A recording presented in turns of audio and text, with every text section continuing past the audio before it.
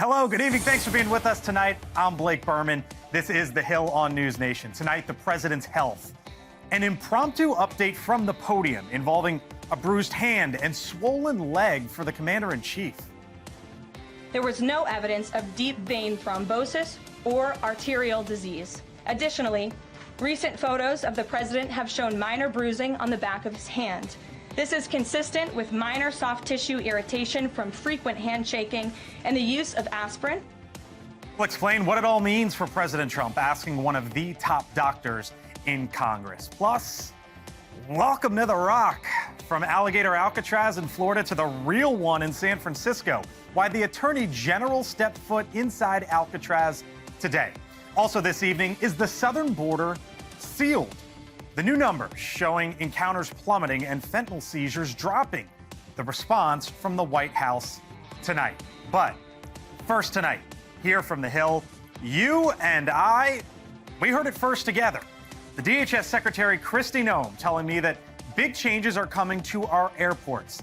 And mere hours after that reveal, just moments, we are from an announcement from the Secretary. She is expected to highlight the opening of what will be known as Honor Lane, a special TSA security lane designated for military members. This announcement coming one day just after the Secretary told me at the Hill Nation Summit, some of the current airport security restrictions are about to be grounded, while new changes could soon take off.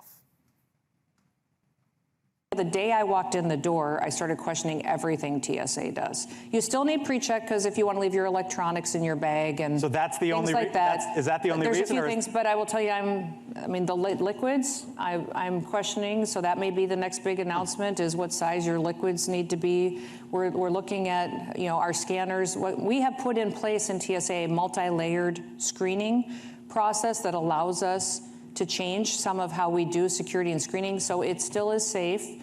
It is still a process that is protecting people who are traveling on our airlines. But it has to make sense. It has to actually do something to make you safer. All right, so that news made news all over the country. Really no shock when you think about it. Hundreds of millions of people fly in this country every year.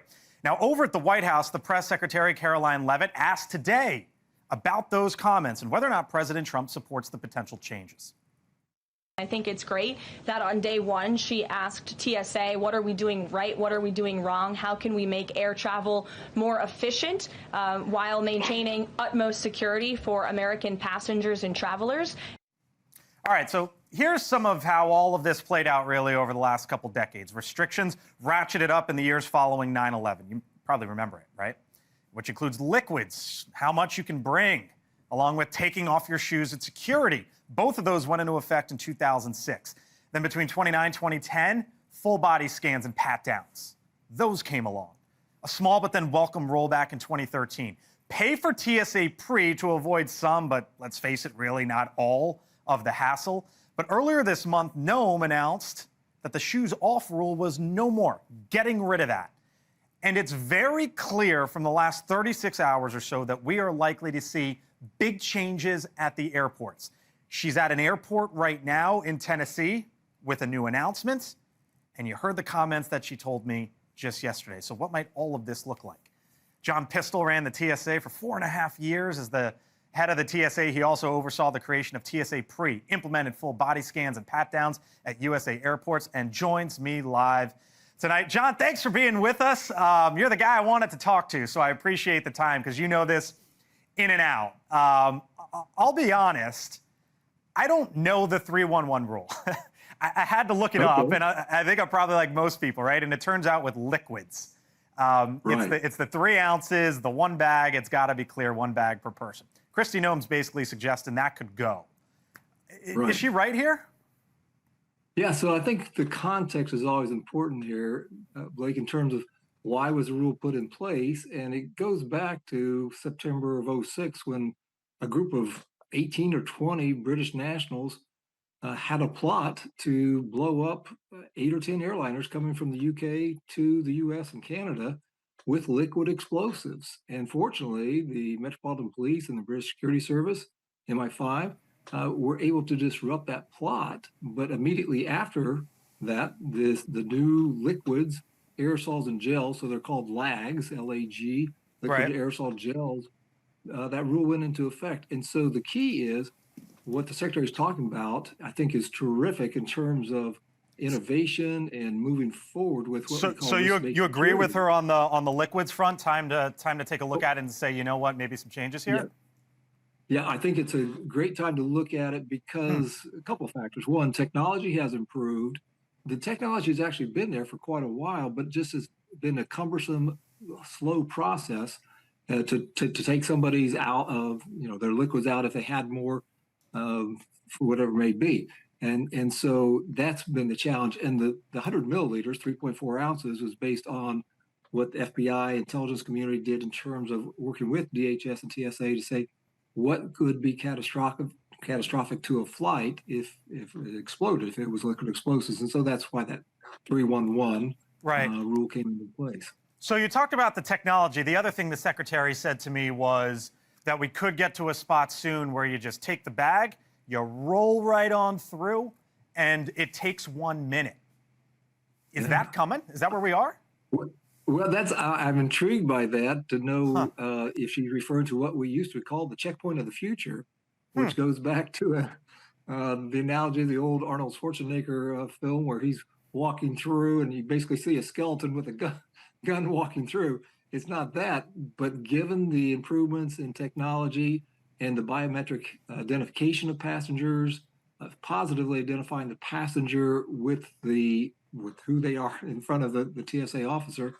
Yeah, I think the remote screening and things, there's a number of opportunities that the secretary, and I would add the acting administrator, McNeil, on looking at how can TSA best work with the traveling public. I also applaud the work of the U.S. Travel Association for what they have done on their commission for seamless and secure travel, because they've advocated for this for quite a while. You think we're months from that? That's a good question. Of course, a political announcement could be made at any time. Whether TSA There's no politics in this town, John. Well, no, I would never suggest that, of course. But if the TSOs are called Transportation Security Officers, the frontline workforce that most passengers encounter, if they are trained and the technology is employed in a systematic and consistent way, so the old adage when I got to TSA was, if you've seen one airport, you've seen one airport. So each is unique. So how can it be rolled out in a consistent, predictable way, but doesn't provide a roadmap to terrorists who might want to try to exploit this easing of the rules, frankly. Couple more for you here, because again, this is a story, John, that went everywhere last night and into today, and for good reason, because think about the tens of millions of Americans that fly every year. You add it all up, I think it's something like 750 million people every year that TSA. 900 million. It's way up there, TSA pre. I asked the secretary this yesterday. Pre-check, I call it TSA pre. TSA pre-check.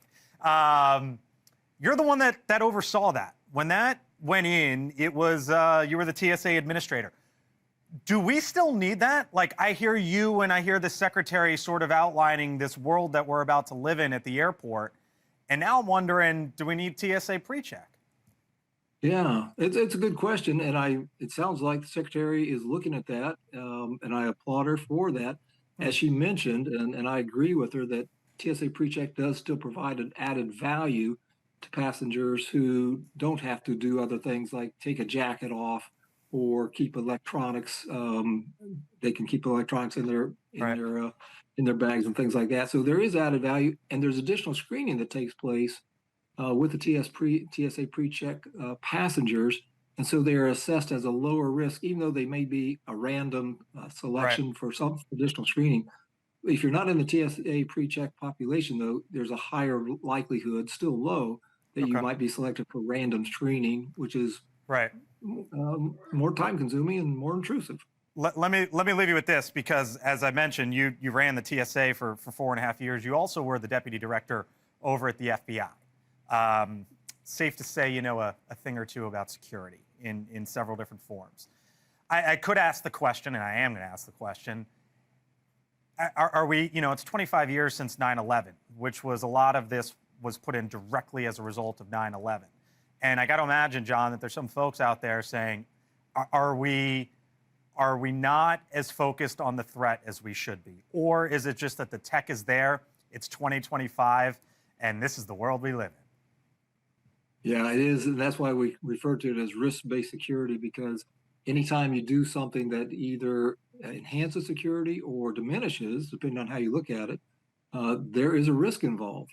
And so it's this new rule, if it goes in effect, just like leaving shoes on, that's great until the next shoe bomber, like Richard Reed from December of '01, came along and tried to exploit a loophole. So it's great until somebody tries, just like the UK bombers, where they injected hydrogen peroxide into the bottom of soda bottles or the plastic, so the seals will be intact. So they look like they're completely legit, and yet when mixed with other chemicals that they also screed in other bottles, it would be a bomb that would bring down an airliner. So that's why it's called risk-based. There's no perfect solution. Yeah. All right, we'll leave it there. He ran the TSA for quite some time. John Pistole with us tonight, reacting to the news from the DHS Secretary Kristi Noem. Nice to see you, sir. Thanks for being with us. Thank you. Of course. With me now, Julia Manchester, national political reporter for The Hill. You had a fascinating interview yesterday. There were all sorts of policy discussions. Nice to see you. Good to see you, too. Hello. This was the one that went everywhere because Americans fly.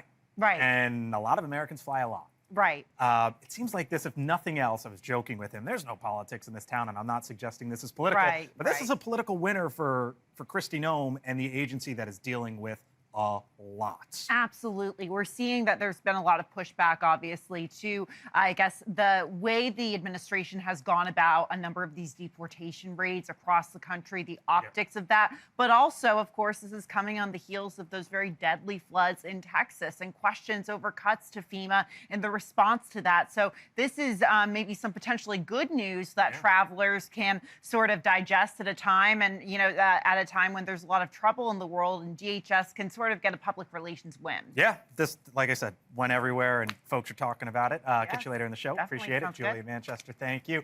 All right, still to come tonight here on The Hill. We didn't know that this was coming today. Bruised hand and a swollen leg. The White House with an impromptu announcement about President Trump's health. What the White House is now saying tonight about the commander-in-chief. Plus this. Perhaps he was watching Escape from Alcatraz by Clint Eastwood. That was Congressman Jared Moskowitz back in May, joking about the president's plan to possibly reopen Alcatraz. But today, would you look at that? The Attorney General at The Rock. What's going on? I thank you for being with us tonight. I'm Blake Burman. I'm back on the other side of the break in 4 minutes.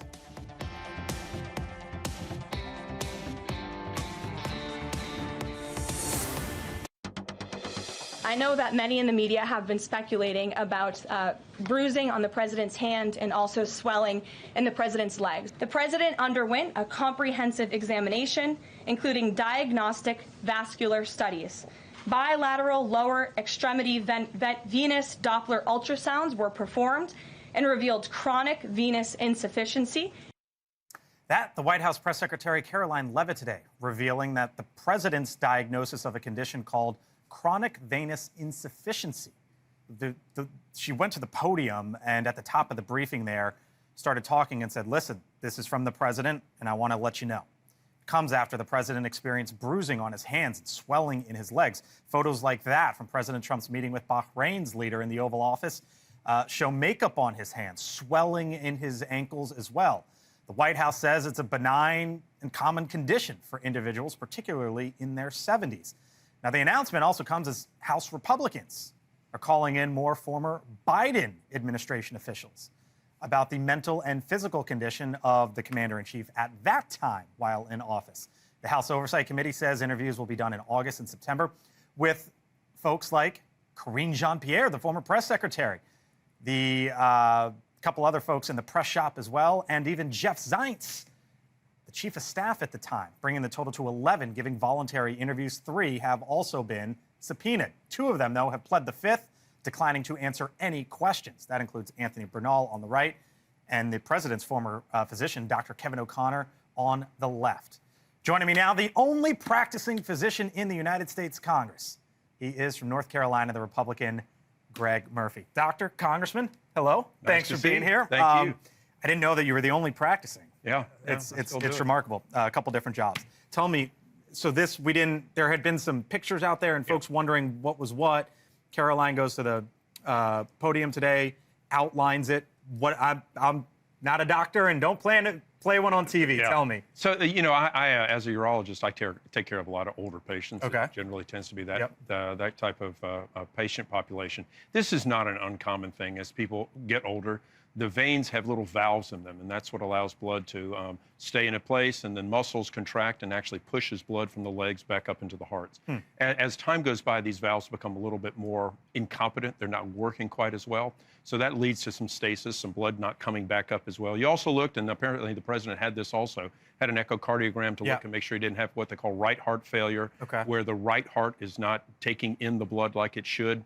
That didn't seem to be a problem. So this is a common thing, you know, and apparently he takes aspirin, so that's the bruising on the hand. Very common stuff. Stuff like this when they went to treat him and all that. Obviously, he normally goes once a year to Walter Reed. That doesn't appear to be the case. They could do this at the White House, Mar-a-Lago, Bedminster, wherever. This is not anything that really needs treatment other than probably, you know, wearing some venous stockings. Especially, you know, if he's traveling on Air Force One a lot, taking long plane flights, I would recommend that for any older individual that has, you know, long flights ahead of them, keep themselves well hydrated. You know, the chronic venous insufficiency also can raise your risk slightly of getting deep vein thrombosis, which is the real life-threatening issues. I thought it was kind of remarkable that given the backdrop, and I'm going to get to the other side of the aisle here in a second, but given the backdrop, and he's 79 years old, that the White House came out today and said, look, this is what happened. We're putting out a letter on something that you say is fairly not...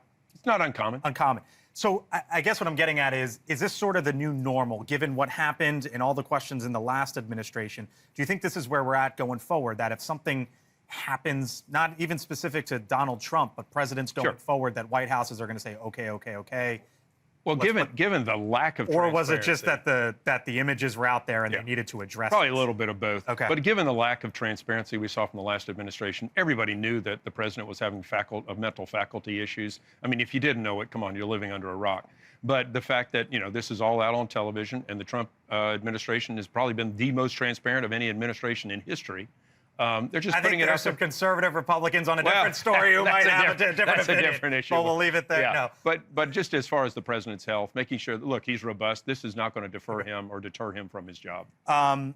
Ian Sams, Andrew Bates, who were on TV, are giving statements a lot or in the Biden administration. Karine Jean-Pierre, the press secretary, a very familiar face. Jeff Zients, the White House chief of staff. They are going to be, as we understand it, giving a deposition soon in the House Oversight Committee case as it relates to President Biden. Do you think this gets anywhere? Because we really haven't learned anything, to be frank, up until this point in time. In fact, two individuals, including the president's former doctor, have pled the fifth. Yeah, no, I don't know that we'll ever get to a smoking gun, as it were. You know, this was, I think it goes down truly hiding his problems with mental issues. So will go down as the greatest lie and greatest cover-up in political history for the United States, as far as the White House. And, you know, to that point also, Blake, the wife of the president, she knew this was going on. How could she really stomach and push this out? Hard to really fathom how she could hide that. Kevin O'Connor basically invoked client privilege. Yeah. You blame him?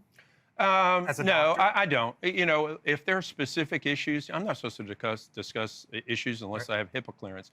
But there's also a fine line there in what was trying to be asked of him to be straightforward. I think his attorney said, don't answer anything. I would have loved to have gotten and discussed with him, aside from other issues, about prostate cancer, about screening, about trying to actually do something good for the country. Let's learn from this.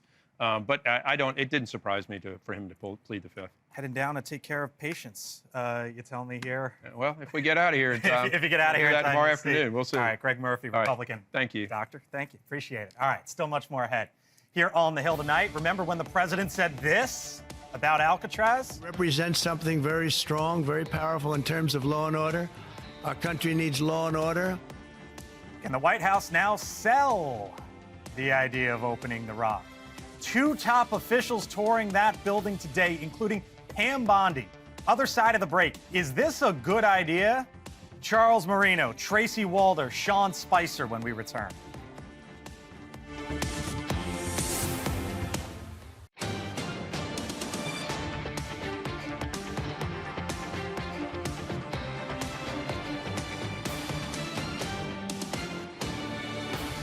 did you get the idea for reopening Alcatraz? Just an idea I've had. It's a symbol of law and order. And, it's got quite a history, frankly. Yeah. So I think we're going to do that. All right, President Trump saying that back in May. Could the administration now actually be attempting to revive the infamous prison known as Alcatraz? Today, the Attorney General Pam Bondi, the Interior Secretary Doug Burgum, taking a trip to Alcatraz to see if making the facility a prison is feasible. The history here, you might know some of it. The island in the San Francisco Bay housed some of the country's most notorious criminals of all time. Al Capone, of course. According to the FBI, there have been 14 separate escape attempts by 36 inmates. Nearly all were caught or didn't survive the attempt, except for 3. The fates of Frank Morris and 2 brothers, John and Clarence Anglin, remain a mystery to this day. Now, the Rock hasn't operated as a prison since '63, shutting down because it was too expensive to manage at the time. And almost a decade later, Congress established it as a national park, which is why Burgum, the Interior Secretary, was there. Now, half a century later, the island still has to shuttle in fresh water, while garbage and sewage need to be shuttled out. It's powered by solar panels and diesel generators. In its prime, a max of 336 prisoners. Today, 1.6 million visitors go to Alcatraz each year. Generates about $60 million annually in revenue, making it one of the most popular national parks in this country.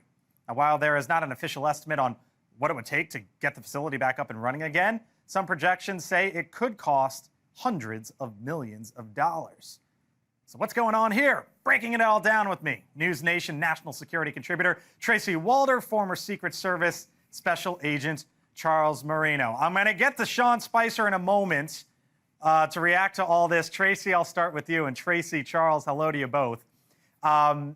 Tracy, you're a little skeptical because you say that the Supermax prison that we currently have isn't full. Well, thank you for having me, Blake. There's a couple reasons I'm a little skeptical. I think the first is obviously, yes, Supermax, which I had talked about before, is only at 85%-ish capacity. But I think the second reason, too, is the Bureau of Prisons is at very critical staffing shortages. They need almost 10,000 more officers to be at normal capacity. So where are we going to get the individuals to staff Alcatraz? Are we going to take them from other prisons? Because then that makes the populations around those prisons less safe because they are now at lower critical staffing levels. So those are the two things that I have issues with that we need to sort of flesh out before we could open Alcatraz again. Charles, you think that we should be focusing more on Alligator Alcatraz than this one, right? Absolutely. Look at how quickly that facility was able to be put into operation.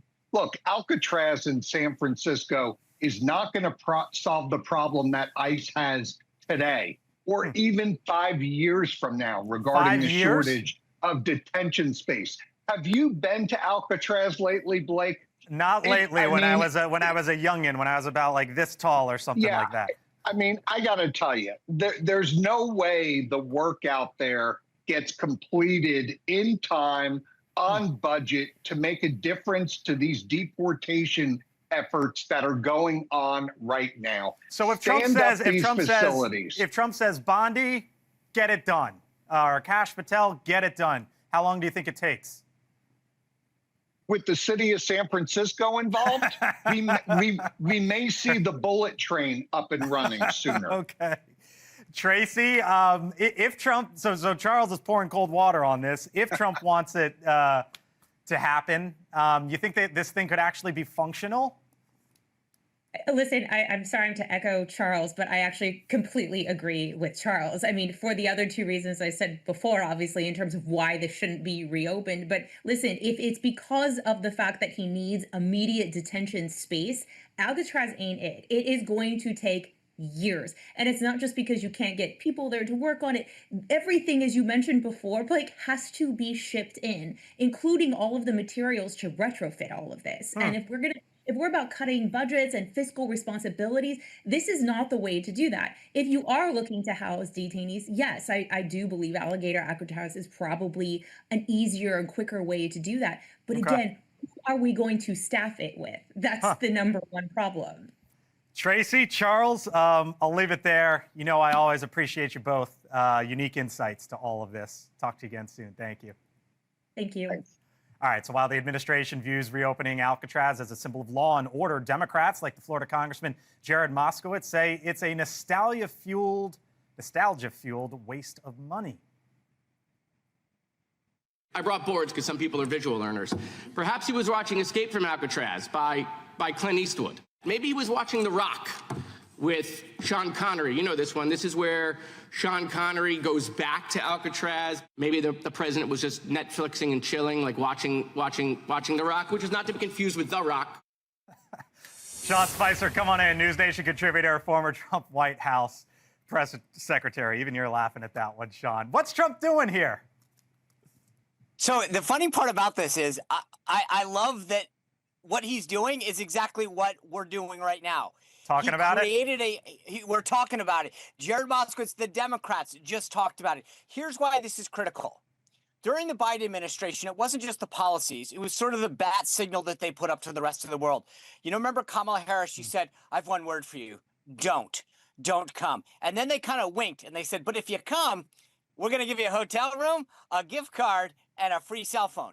And the message was very clear, right? Which was our border isn't closed. We're going to let you in and we're going to give you free gifts if you come. And the message was heard loud and clear around the world. So what's Trump doing? The exact opposite. He's basically taking this massive symbol. I don't know whether Alcatraz will ever open up or not. Again, I loved going there and visiting like you and the other guests. I agree that there's multiple challenges. But by saying the word Alcatraz as opposed to another prison, everybody starts talking about it because it's a symbol that we can all relate to. Those images that Jared Moskowitz kindly put up, everybody goes, oh, I remember that from the Connery movie. I remember that, right, from The Rock. So he just did our work for us. And the word around the world is don't come because we won't let you in. And if you come, you'll be apprehended and potentially go to jail. And that sends a chilling message. And it's a reason, Blake, that border crossings are a historic low. We're getting to that next side of the break. Yeah, no, we're getting to that on the other side of the break. The administration putting out those numbers today, some news there with that, and as it relates to fentanyl as well. Sean, I got to cut this short. I think you'll understand why, because Kristi Noem, the DHS Secretary. Did you see the Hill Nation Summit yesterday, Sean? I asked Kristi Noem. Just your parts, Blake, because that's. But I did. It was fantastic. Congrats to the Hill and News Nation. Huge, amazing lineup, and you did fantastic. I wasn't bringing it up because of that, but I appreciate you, Sean. Sean Spicer, thank you. But Kristi Noem revealed that big changes are coming to the airports all across this country. There she is in Nashville right now. Let's listen live. That you need. The Trump administration is working very hard to make sure that we're not only maintaining and implementing and enhancing all of our security protocols, but that we're also making travel more enjoyable. That our time in our airports and security checkpoints can be filled with hospitality and serving people and get them through in a timely manner and much more efficient as well. Just last week, we made a big announcement that I think a lot of folks were really excited about, was that we put on pause the taking off of your shoes at our security checkpoints. Ending the shoes off policy will decrease our passenger wait times through our security checkpoints, and it'll make sure that it is a more pleasant and efficient process for everybody. Finally, as someone who is a mother and a grandmother, I recognize that traveling with little kiddos at times can be difficult or at least cumbersome and time consuming. So one of the policies that we are changing and implementing as well is that we want to announce that for all families, we'll be implementing a program that is called Families on the Fly. This means that when families come into our airports and enter our TSA security checkpoints, they will have dedicated lanes specific for families. There'll be expanded areas that will give them the benefit of recognizing that they have children with them and will help make sure that we have the ability to take care of them and their families as they go through this expedited process with their kiddos. And we also recognize that these family lanes are ones that will be specifically implemented first around large areas where people travel with their kids quite often. We started, I believe, with a pilot project at the Orlando airport because of Disney World being so close. We're excited to continue to offer these benefits through TSA to help individuals make sure that they are having the security when they travel through our airlines and through our airways, but that also we're making it much more of a pleasant experience for them as well. This will include, we're also going to make sure that we're giving families a 15% or $15 discount when they enroll in TSA PreCheck as well. We're going to be reducing also some of the invasive pat-downs that individuals have seen with children.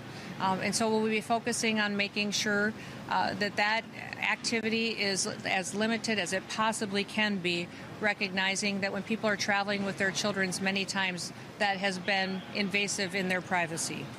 TSA has been working with many national family organizations and with other families and groups that to help organize these implementation of policy changes.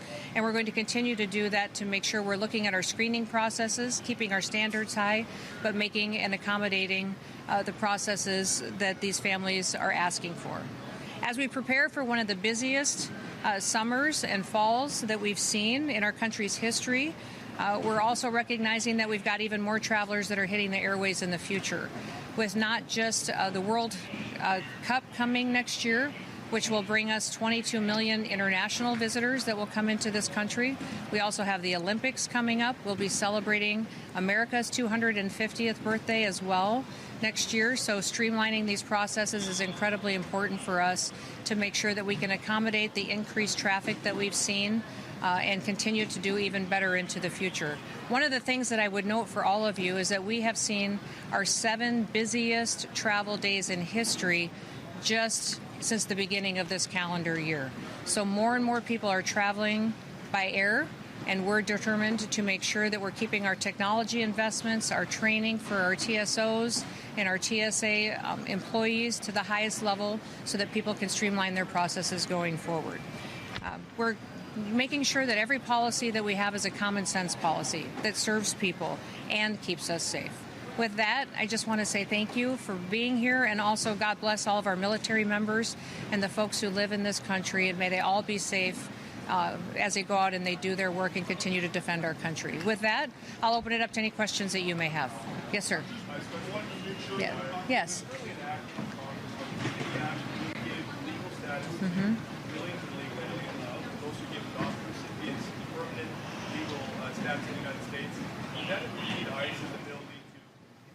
All right, so we've been listening to the Department of Homeland Security Secretary Kristi Noem there, Nashville International Airport.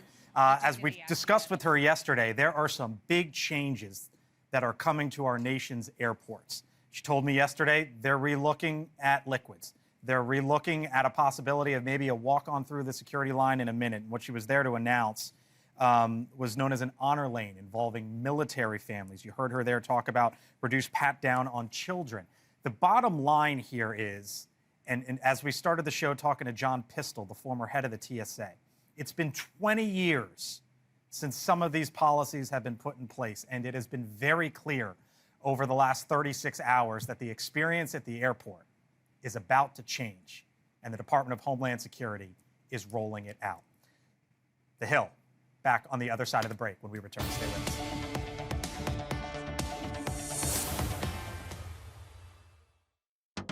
All right, welcome back here to The Hill on News Nation. Would you look at these Border Patrol numbers at the southern border when it comes to the month of June? A year ago versus what it was under President Biden. 83,000 encounters last year compared to last month with President Trump's administration, just 6,000. You see the difference there. And along with the tightened security, we've seen a massive drop in fentanyl seizures at the border. According to government figures, there were 2,100 pounds of fentanyl seized at the border in October. 2024, in the last administration, you'll see how this all sort of plays out. It was there last October, and fentanyl seizures, as the new administration came in, dropped. Here was Caroline Levitt at the podium earlier today. The complete and total success at our southern border that many in the media in this room continue to ignore is another example of the president keeping his word to families who have lost loved ones due to fentanyl, and it's another win for the American people. But despite that success, as the White House puts it, consider this recent poll. When asked if they approved of, if people approve of President Trump's handling of immigration, 88% of Republicans said yes, you'd expect that. 5% of Democrats said yes, you'd expect that. 33%, though, of independents say yes. So what's going on here, given what's happening down at the border? Full panel here with me now. Annalise Keller is a Republican strategist. Michael Schnell, congressional reporter for The Hill. Julia Manchester, she is the national political reporter for The Hill. Dan Cannon back with us once again, former Battleground States Director for the Biden-Harris campaigns. Hello to you all. Hello. Thanks for being here. So if I told you, Annalise, that the numbers would be record lows at the border, fentanyl seizures down at the border, and the president's immigration numbers where they are right now, which are dropping 6 months ago, you would have said, no, that's not the case. But that's in part what we are seeing here. Is this a result of the immigration raids? So I think something to remember is when people are not thinking about something, when something's not front and center, they're not really energized by it. And I think that's exactly what's happening. You know, I don't think about my air conditioning when it's working, but when it's not working, that's when it's top of mind. And so I think that's why you're seeing some of this intensity lower among independents, because they're not feeling like they have for the past 4 years under the Biden administration, where immigration is top of mind and it's a major concern for Americans. Americans across the board think the ICE raids have gone way too far. And there's great data to show that if you're a violent criminal and you're here illegally, people want you out. Like 90% of the country wants you out. If you have a non-criminal, violent criminal offense, it's split 50-50.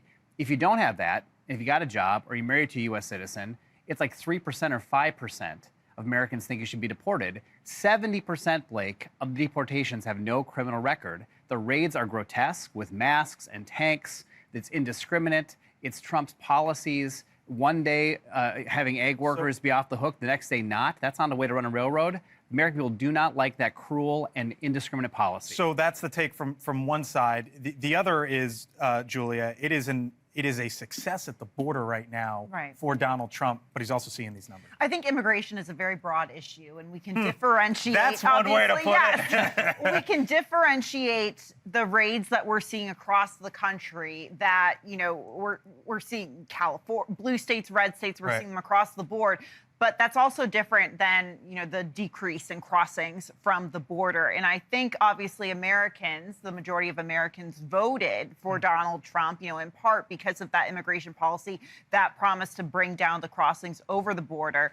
That being said, though, I don't know if that's support for these very public ICE raids. That doesn't seem to be breaking through. Let's kick it ahead a little bit. Think about 2026. Remember, immigration was the issue for Republicans in 2024, and it helped them. That and the economy, but that was the one that Democrats couldn't defend. Right. It was the one that Democrats couldn't really figure out a salient message for, and one that Republicans loved to feed into for the base. And it helped them. It got them the House, it got them the Senate, it got them the White House. With these numbers, I'm curious if you're going to see from some Republican strategists or from other campaign folks, from the White House even, if they're going to adjust messaging come 2026. Because immigration may have worked back in 2024, but it may not be the message in 2026. All right, I got to leave it there. Thank y'all. Appreciate it. By the way, speaking of up on the Hill where you are, there's the big story about the $9 billion and NPR and PBS and foreign aid. I'm going to explain on the other side of the break why those agencies or why those companies are front and center and what Congress is doing about it and why you should follow the money. And coming up on Elizabeth Vargas Reports, she'll be talking to the FDA Commissioner, Marty McCary. That is 7 minutes away. My take and what's trending on the other side. All right, if you're just catching up on your day, just getting home, here's what's trending on thehill.com. This was something that the White House told us earlier today. Trump undergoes medical exam for swelling in legs and hand bruising. The White House press secretary saying everything is fine with the president, that he underwent those exams. The White House put out a letter saying he is in good health. Speaker Johnson, the story that's not going away. Speaker Mike Johnson has GOP-led Epstein documents measure to quell outrage. Republicans still trying to figure out how to handle this. And how about this one? Deodorant sold by Walmart, Amazon, recalled nationwide. Involves some 67,000 sticks, apparently. To check out these stories and more, all you have to do is scan the QR code on your screen. Head on over as well to thehill.com. All right, time for my take now. It is as political as it gets, but I don't want to focus on the politics here. Congressional Republicans are on the verge of passing a bill that would enshrine some of the DOJ spending cuts. It involves yanking funding for NPR, PBS, and foreign assistance. Now, the responses are as predictable as you would imagine from both sides of the aisle. And I'm not here to tell you it's right or it's wrong, but I am following the money.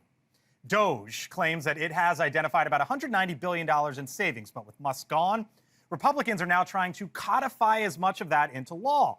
And the first rescissions package, that's what it's called here in Washington, $9.8 billion in cuts. And here's why I bring it up. Remember all the massive hype around massive spending cuts to come? Well, to put it into context, this $9.8 billion is 0.1% of our government's total spending, 0.1%, or 0.02% of our national debt. If this were a football field, we're not talking about yards, we're talking about inches. So you're going to continue to see the headlines about NPR, PBS, and foreign funding, certainly here over the next 24 hours. But it's a reminder that reining in spending right now for whatever you believe should be reined in kind of feels a bit like a Hail Mary. Thank you so much for watching us tonight here on The Hill. I'm Blake Burman. Have a great one. Elizabeth starts right now.